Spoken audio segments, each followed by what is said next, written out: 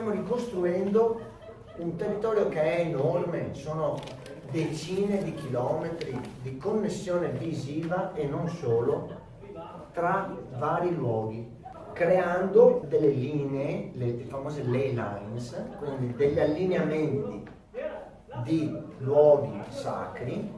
In alcuni di questi luoghi, che sono tutti quanti messi in linea, uno dietro l'altro, ma in linee proprio dritte dritte, e poi ne vedremo una qua, si sono sovrapposti dei culti recenti, quindi cristiani, su antichi culti precristiani.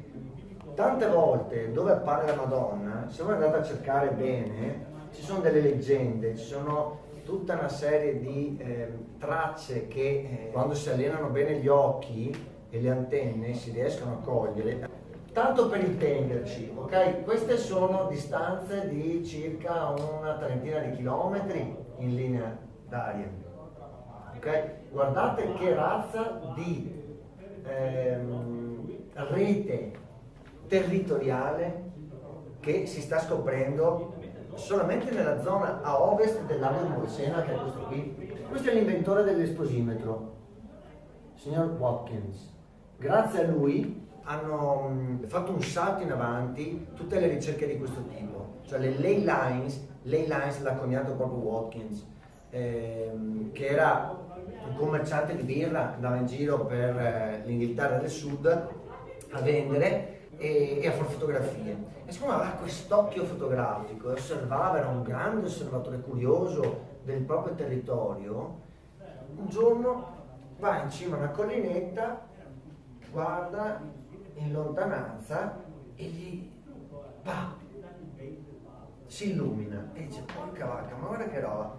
Visto che uno conosce il territorio, a me è successo 2 giorni fa questa cosa qua, e a un certo punto ti accorgi che tutta una serie di luoghi che tu conosci, che tu hai conosciuto in vari anni di esperienze, di giri, ti accorgi e li vedi, sono 1, 2, 3, 4, ma a distanza di 50 km, quando l'aria è tersa, come 2 giorni fa, di domenica, eravamo a una delle sedi del diavolo, non quella di Calaone, la seconda delle 3. A un certo punto io guardo nella direzione del solstizio estivo, al tramonto, e mi vedo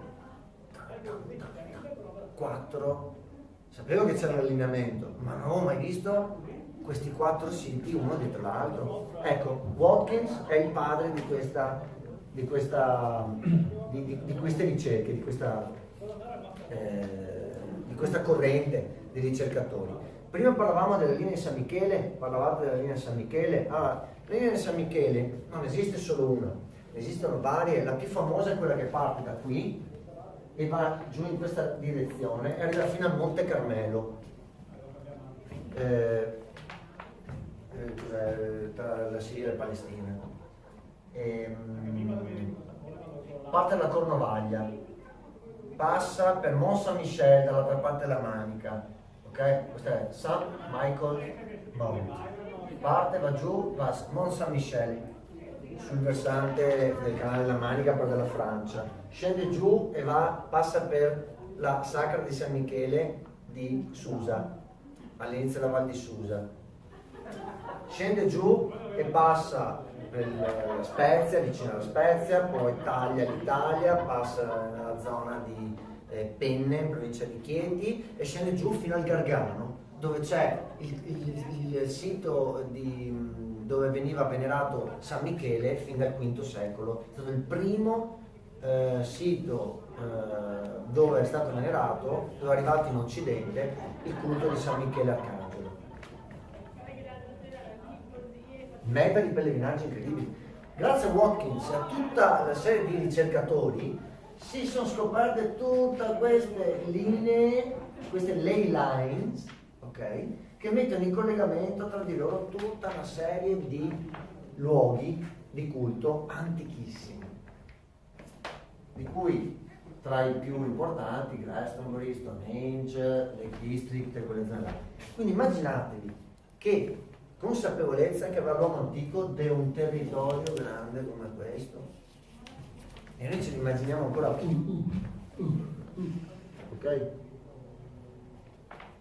E poi siamo arrivati in zona, ma questo qua è in Lazio, ma questo qua non ci interessa. Ecco, questa è la cosa interessante. Non mi spiace che manca Chiara, è impegnata perché lei era sempre quella che chiedeva, ma cosa c'entra Palestrina? Ma cosa c'entra Palestrina? E io continuavo a dirle, è un segreto, te lo tengo fino al giorno degli allenamenti, oggi non c'è, ve lo dico a voi.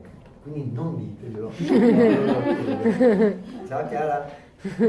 Ok, no, perché pubblico questi video, no? Allora, fondamentalmente, le linee di San Michele e queste ley lines esistono anche qua da noi. Io sono 25 anni circa che sto studiando e le ho mappate, ci sto scrivendo, ho già scritto. E qui c'è qualcosa di questo. Fatto sta che è una delle più interessanti e più grandi, tanto per capire il tipo di la grandezza, l'ampiezza del territorio, che sicuramente era, aveva una sua identità, ok? Quindi un territorio enorme che però aveva una sua identità.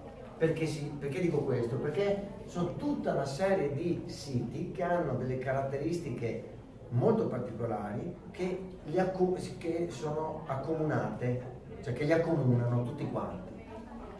Allora, lì abbiamo Lumignano, conoscete i Colli Berici un po'? Lumignano, l'eremo di San Cassiano, okay?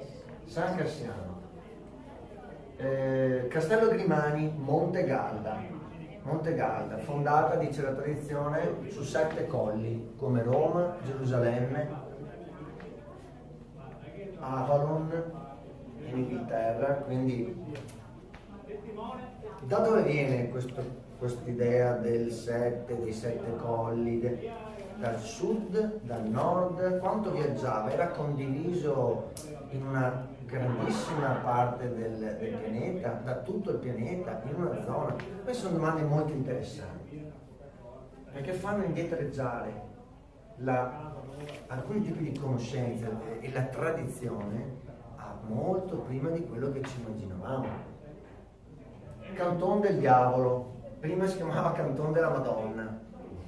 No, scusate, no, l'ho scritto apposta. Prima si chiamava Canton del Diavolo, adesso si chiama Canton della Madonna.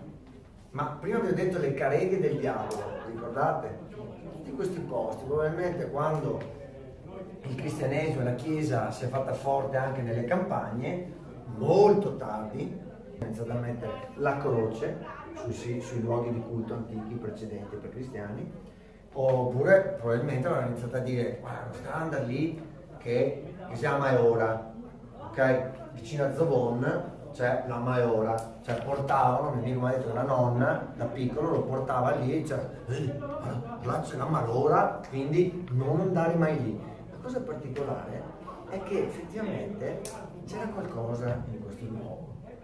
C'era una particolare, mi raccontava di questa particolare iridescenza che si notava al centro di questo fosso, dove c'era una sorgente. E dove ci sono le sorgenti ci sono sempre le ninfe, ci sono sempre gli spiriti femminili capaci di ammaliarti, okay, sotto forma di sirena, che ti possono o rendere felice, cioè ti possono portare fortuna, oppure ti possono distruggere queste forze. Infatti le sirene alle volte donano dei poteri o guariscono le persone, altre volte le fanno fuori, distruggono. Questo è il potere del femminile, noi l'abbiamo visto l'altra volta con Giovanni Ferro. Padova, Santa Giustina, Lova, uno dei templi più grossi dei Paleoveneti, 60 metri di lato, è ancora sottoterra, a circa 50 cm sottoterra, davanti alla chiesa di Lova, dedicata a Santa Giustina, quindi Santa Giustina, Santa Giustina, Santa Giustina. Notate come si ripetono e tutte queste dedicazioni accomunano tutti questi luoghi di culto, fino ad arrivare ad Albiola. E vi ho sempre detto in questi incontri, ricordatevi questo nome, Albano, Albiola, Montalbano, ve lo ricordate? Albano e Romina. Albano e Romina. Mi viene in mente Albion. Santuarion, Avalon, ha a che fare anche con quello. Non la parola Avalon, perché la parola Avalon è legata alla mela, Apfel, ok? In anglosassone. Però Albin, Alboino, Albino, Albion. Qui non c'è anche Albettone, tipo. Sì. Aspetta un momentino per piacere, perché Ora sei Io non mi ho dato il culo. ti ringrazio. Lei è mia moglie, ok? Sei bagnata di piscina. Quindi Albiola. Albiola non è un luogo qualsiasi, ma nella storia mitica del Veneto e degli antichi veneti, Albiola, che non si chiama Albiola oggi si chiama Porto Secco, ok? Che sta a poche centinaia di metri dal cimitero di Pellestrina. Scusate, questa è Pellestrina. E invece questa qua è la via Pelosa. Voi dite, ma i peli con Pellestrina cosa c'entrano? Attenzione, Pelosa e Pellestrina, perdonatemi, ma iniziano con le stesse 3 lettere, ok? Con Pel. Ma io vi dirò un'altra cosa, che qui sono arrivati per la prima volta, secondo il mito, ok? Ma questo raccontato da Erodoto e dai classici greci, latini, qui sono sbarcati i primi portatori di civiltà che venivano dal Medio Oriente, quindi erano abbastanza scudetti, diciamo, probabilmente. Però qui arrivano i portatori di civiltà che si chiamano Pelasgi. Anche qui di nuovo abbiamo Pel di nuovo. Sherlock Holmes diceva una coincidenza è una coincidenza, 2 coincidenze sono un indizio, 3 sono una prova.